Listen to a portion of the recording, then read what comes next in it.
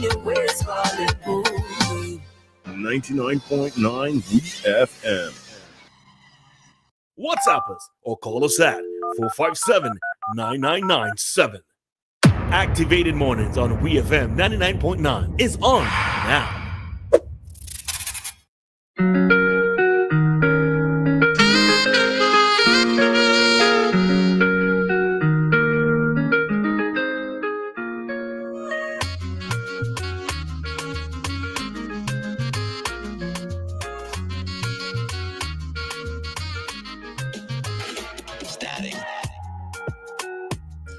All right, so time here in SVG, it is 8:12, and we are back with another segment of our Activated Mornings program, commentary segment, all right? And in studio, we have our Monday co-host, Dr. Gerald Thompson. What's your second name? My name, Gerald Carl Christopher Anthony Thompson. Why you have so many names? Well, really, you were supposed to be only child? There was a mistake, and so no, I wasn't. So definitely not an only child. Not a sibling. And it's just that I don't need that many names. You don't. I don't. What is Gerald? Let's say, No, seriously, no. Say it again, Gerald. Gerald Carl Christopher Anthony. Christopher with a KRC. Yes, Christopher Anthony. But in terms of the Christopher Anthony short, Cristiano. You understand? Apparently in some documents, but other things it's Christopher Anthony. So I've got to abide with that. I go with simple Gerald Thompson. So JCCAT. Okay. Yes. That's right. Let me tell you something. When I was younger, people used to call me JC Cat. I would have called you JC Cat as well. I'm not a cat. Oh wow. All right. So if you had become a rapper, that would have been your rapper name, JC Cat. Yo, it's JC Cat on the seat. No, I know it says Dianna, Roleza, and JC Cat. I'm simply JT. That's it. Oh, JT. JT is the name of a rapper as well. Just letting you know. It is, eh? Yes, a female one. That's taken. Yes, that's taken. JC Cat isn't taken though. I'm just Gerald. I'm simply Gerald. That's all. All right. So we have Doc in studio here with us. And remember that it is an interactive program. So the number to call us on is 457-9997. We are already live on Facebook and YouTube. So you can get on in with us on today's discussion. All right.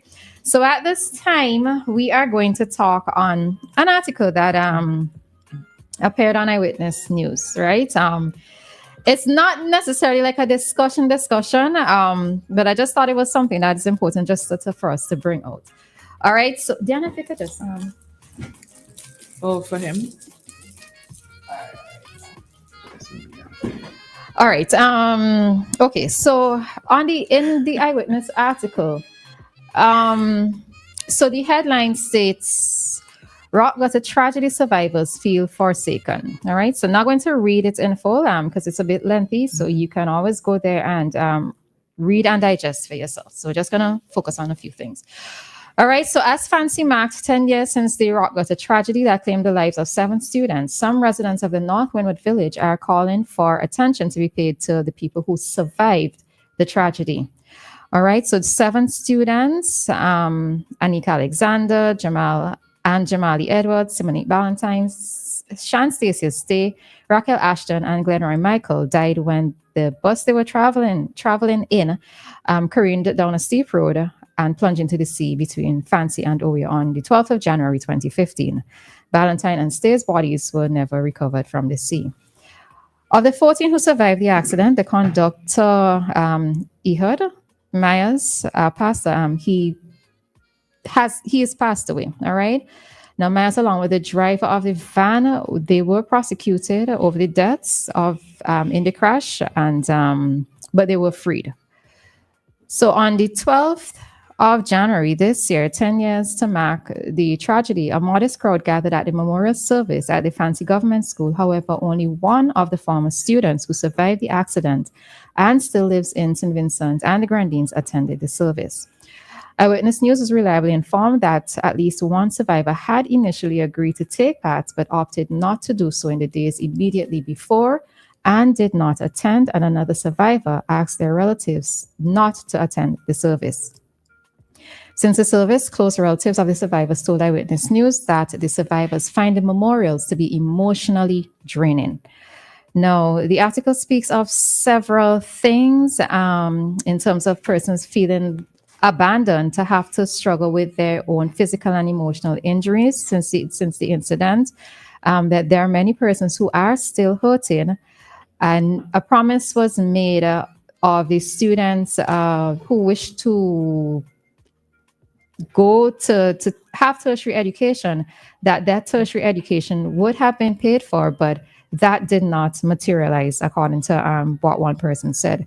They're also making mention within the article that there was supposed to be, let me see if I could find it quickly, the area where it happened, where the van plunged, I think something physical like a barrier should have gone there, and that since has not been done. All right. So the persons are saying that they feel that enough isn't done for the survivors, and it seems that whenever mention is being made, that persons are more focused on the persons who have died. All right. So we're just going to have a general discussion on that.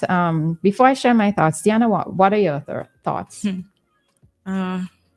I assumed that the survivors were being properly taken care of ever since that incident. So when I read this, it was a bit shocking to say the least. I have to applaud those survivors who took the stance to not show up to the memorial services despite everything that was going on because of how they were feeling. Because generally, you may find somebody who is going through all of that will show up because they think that they owe it to society to show face and still show there and still be there to avoid criticism. But I really have to applaud them on taking a stance and saying, I'm going through this and I know what I'm dealing with and I'm not going, and for not going, and for their relatives who stood by them and continue to stand by them.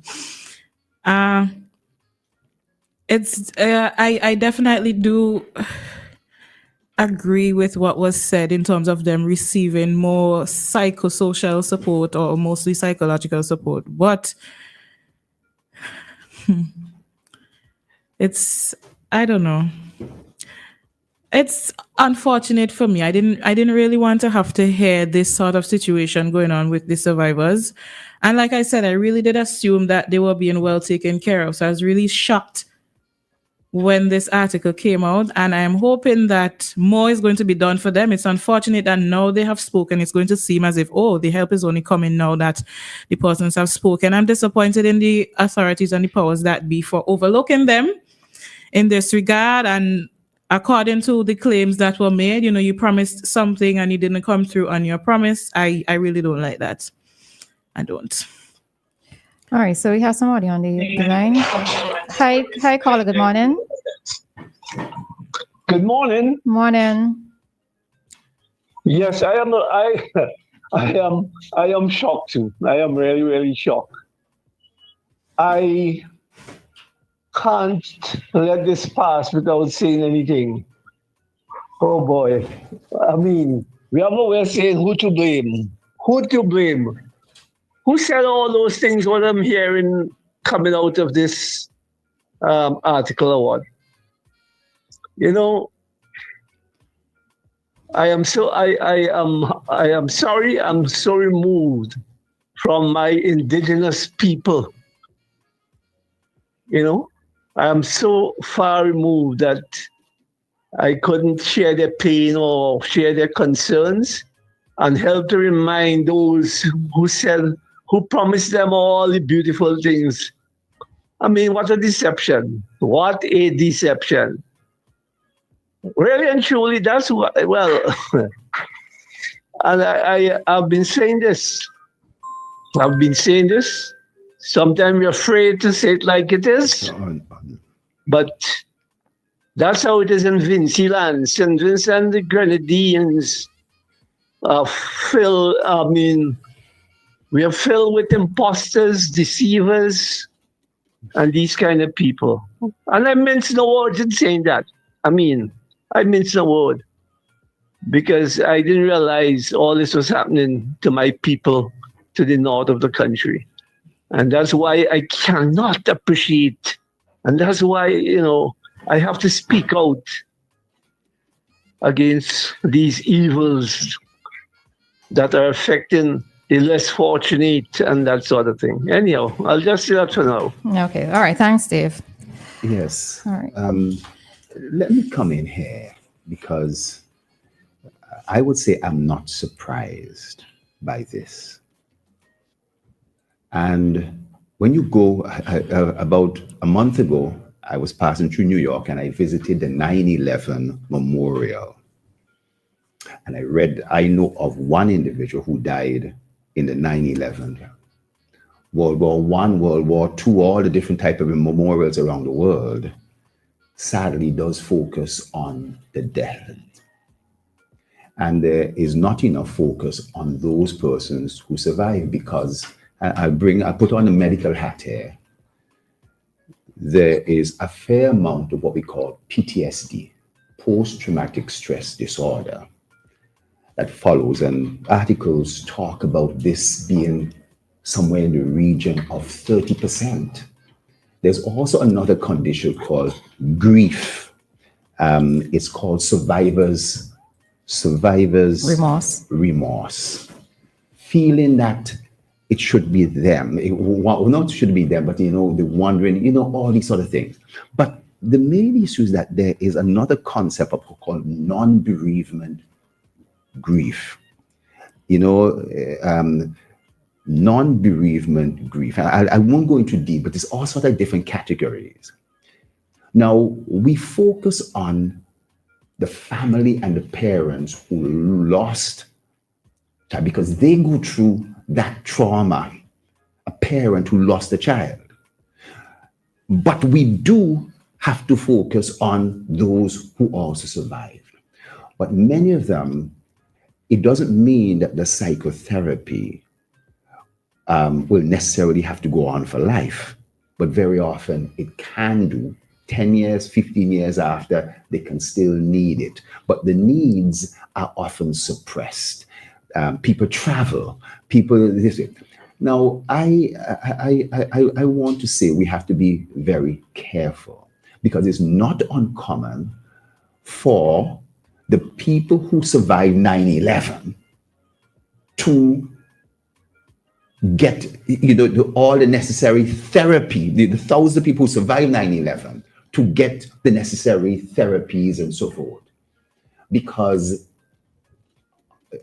how does that? But it's something that does have to be there, what we call on demand. If the person requires it, if the family requires it, and so forth. And very often, I will tell you from my own experience, persons find other means, whether it's alcohol, whether it is drug, whether it is other activities to get rid of the thing, and don't necessarily seek that attention. So it is not necessary that there's going to be a nurse permanently assigned to survivors to check them out every week, check them out every month. You hope that the families of those individuals will know that they can seek those particular things. When it comes to things like post-education, I suppose there's always going to be matriculation issues, whether somebody actually has grades and so forth, and we don't really know much about that. So the article may give an impression that people being deceived and there's been evil and all that kind of stuff. But I'm telling you that this is not uncommon.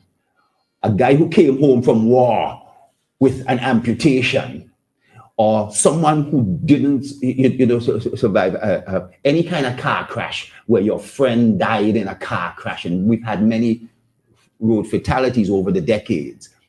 There is all these problems of PTSD and survivor's grief that often needs to be, there's depression, and these things are high percentage. I've seen it in practice, and it's something that you hope that in combination with the parents and with the individuals themselves, that they will know that they could seek this attention at any particular stage. And I think it's something that has to be addressed over a period of time with any sort of bereavement. I've taken long saying that, but I thought that I would get away from the evil and the wickedness and all that kind of stuff kind of approach to this.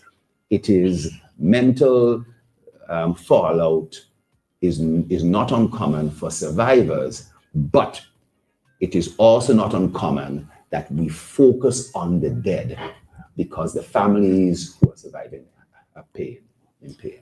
All right. So for me, so this is a bit of a tricky or, well, a difficult situation to talk on, right? Because all of us at some point in our lives, we are going to go through immense grief, right? Loss of a loved one, loss of a friend, we're going to. So grief really and truly is private. Now, I can understand from the point of view from the survivors in terms of them not wanting for the memorial services to happen. I can understand it because, of course, it's going to bring back all the memories and flood them again with the events of that particular day. But what concerns me is us forgetting. I can understand them not wanting to participate, but I do not think that they should not be recognized because of the national, how it affected the nation nationally. All right. One of the things that I think needed to be done, though, is whatever support was given, it needed to be ongoing, right? Because, and again, I have to go back to grief being private because at the point in time, I may think that I'm okay, or 2 years later, I may think that I'm okay. But what it is that maybe what I would have preferred, that's it, for the authorities to do is when the day approaches, maybe have somebody within the community reach out and ask, does anyone need that support? Now, the other thing too is that many times for some of us, we do not go to persons to get help, right? Because we think that we can handle it on our own, which isn't always necessarily the case. All right. All right. So we have somebody there. Hi, caller. Good morning. Hi, good morning. Okay, all right. So my time had 8:29. All right. So just give me a moment. Let me play the ad and then we will go in. Okay. Okay, then. All right.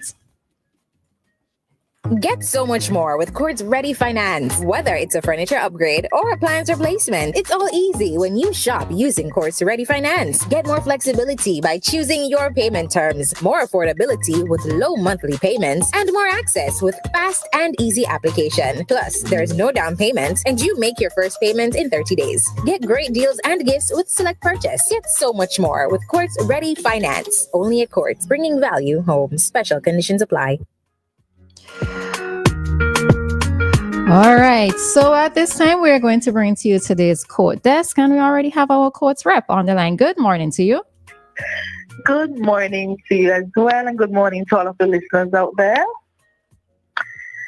So this morning, I'm just here to let you guys know what we have in store. We know that Christmas just finished, and January is a very, very long month. So for the persons that need a little cash to take them through the rest of January, we have our payday loan. That's why you take a loan from $300 to $1,000 and you will pay within 3 months. It's totally interest-free, no collateral, no down payments. Again, if you take a loan from $300 to $1,000, you pay within 3 months. You need to bring in your 2 forms of ID, a proof of address, and a form for utility bill. If you don't have a bill in your name, you can use a bank statement, of course. You bring in your job letter and your payslip. Now we have our regular cash loan. It's the same piece of ID, of course, the proof of address, your job letter, and your payslip. Now the thing with the payslip, let's say you get paid weekly, you bring in the last 4. If you get paid fortnightly, it's the last 2, and monthly, of course, will be the last 1. And we have something for business, small business owners as well. It will be the same piece of ID. Your business must have a fixed location. You bring in the utility bill and you must have a proof of present purchases or sales record for at least 3 months. So let's say you usually write down how much you make weekly. If you write it down in a notebook, or if you have a receipt book, you can bring in the notebook and the receipt book for the records for the last 3 months. So we are located right opposite the post office, right after Lady Dre. It's Coast Ready Cash. The sign is right above. We open from Monday to Friday, from 8 a.m. to 4:30 p.m. If you need to shoot us a message and ask further questions, you can WhatsApp us on 494-5380, and you can contact us at 493-7623 as well. So again, all you need to bring in is just a piece of ID, proof of address in the form of utility bill. You can use a bank statement once it has your name and your current address, your job letter, and your payslip. The only difference is for the business owners, you need to bring in your present purchases or sales record for at least the last 3 months. All right. That's all I have for you guys. That's all for today. All right, no problem. Yes. All right. So thank you very much for joining us this morning. And we are wishing you and your teammates a great week this one. Okay? Thank you, and same to you guys as well. Take care until. All right. All right, and that was our courts desk for today. So we're just going to sum up this conversation, and okay, we'll be back after the courts ad. Need a little cash to hold you over till payday? Don't panic. We're here to help. Put some extra cash in your pockets with Courts Ready Cash Loan. No security required. 24-hour approval. All you need is your ID, payslip, 2 references, 1 recent job letter, and proof of address. Don't delay. Get what you need with a Courts Ready Cash Loan. Visit us today at any of our Courts or Ready Cash locations. Courts Ready Cash. Ready when you are.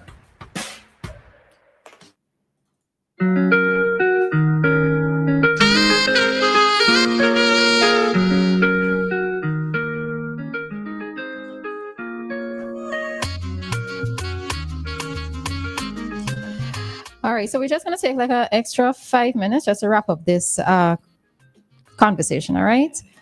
Right. So I was making the point of maybe when it's coming closer to the date of the anniversary, because I know that many of us our spirits tend to sink, or we go into a feeling of depression whenever we have to remember either the birthdays of somebody who has passed on, or the day that somebody actually died, or even the date of their funeral. All right. So maybe in a context where somebody can be assigned.